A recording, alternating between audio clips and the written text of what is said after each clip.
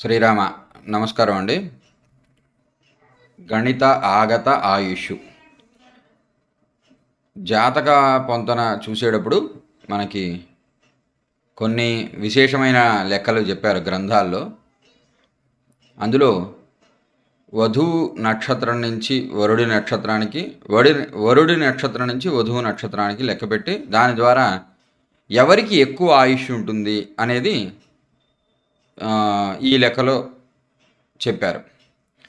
గణితం ద్వారా వచ్చేటువంటి ఆయుష్ అని చెప్పి అంటూ ఉంటారు. దీని ద్వారా ఏం తెలుస్తుందంటే ఆయుష్ ఎవరికి ఎక్కువ అనేది మాత్రమే తెలుస్తుంది, అంతేగాని ఎంత ఆయుష్ అనేది తెలియదు.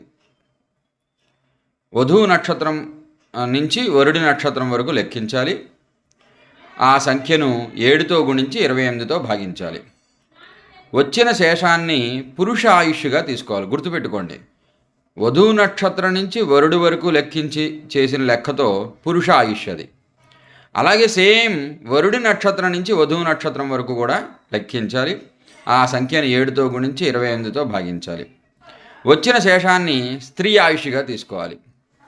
శేషం 0 వస్తే అది 28గా తీసుకోవాలి.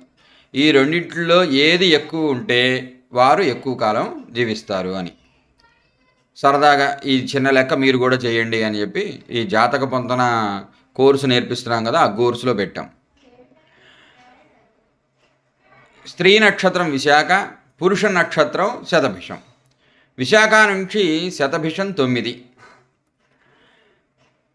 శతభిషం 9 కాబట్టి 9ని 7తో భాగించాలి. 63 వచ్చింది. 63ని 28తో భాగించాలి. భాగిస్తే 28 రోళ్ళ 56 కదండి. మనకి ఆ పక్కన ఉన్నటువంటి 2 అక్కర్లేదు, 56 అక్కర్లేదు. మిగిలిన శేషం ఎంత? 56. 63లోంచి 56 పోతే శేషం 7 వస్తుంది.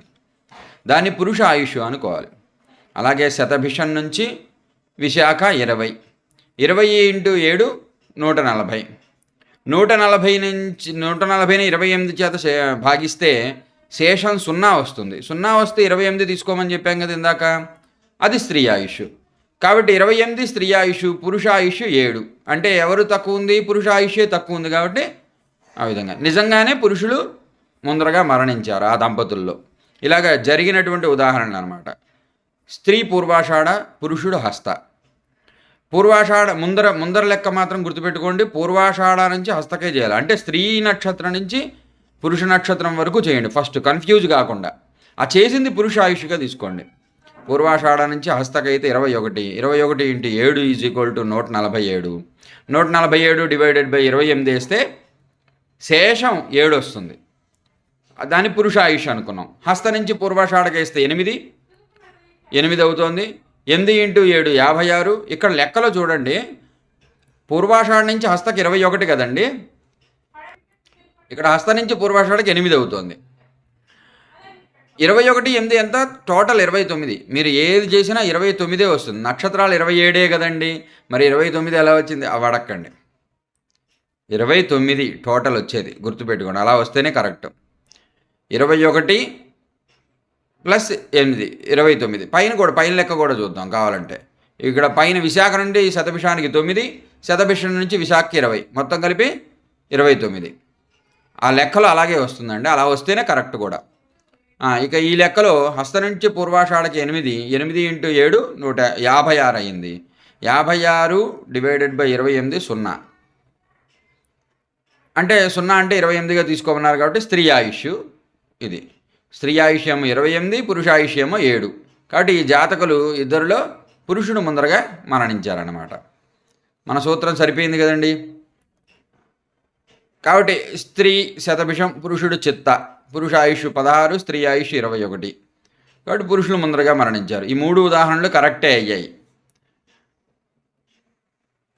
ఎవరో అడిగారు 6.5, 0.75 ఇట్లా వస్తే ఏం చేయాలని.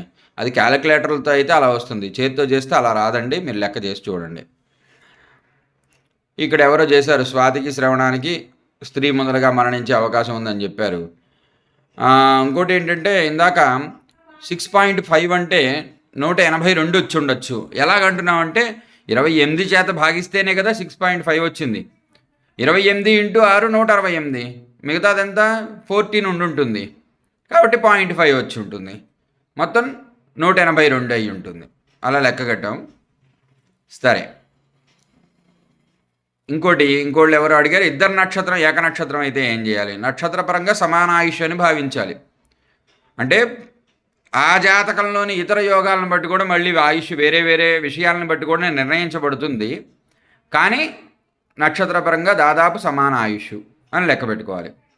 అయితే ఈ లెక్క పూర్తిగా నిజమా అంటే పూర్తిగా నిజమేనండి, దాదాపు నిజమే.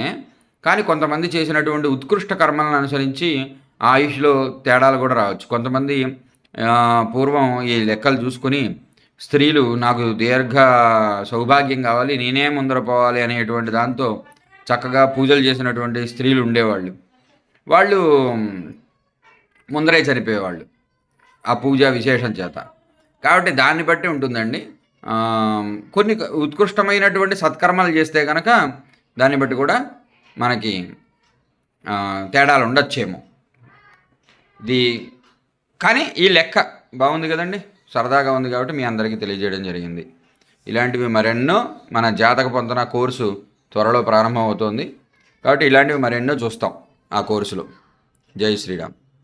మీరు నేర్చుకోవాలంటే నన్ను వాట్సాప్లో సంప్రదించండి, నేను చేరాలనుకుంటున్నాను అని. అలాగే జాతక పొందన కోర్సు గ్రూపు యొక్క లింకు దీని కింద డిస్క్రిప్షన్లో ఉంటుంది, చూడండి.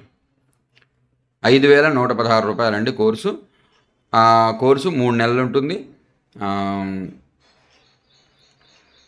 చక్కగా ఒక ఇద్దరు జాతకాలని మ్యాచ్ చేయడం ఎలా చూస్తారు అసలు, అది గురుముఖత నేర్చుకోవాలంటే కనుక ఈ కోర్సులో జాయిన్ అవ్వండి. జై శ్రీరామ్.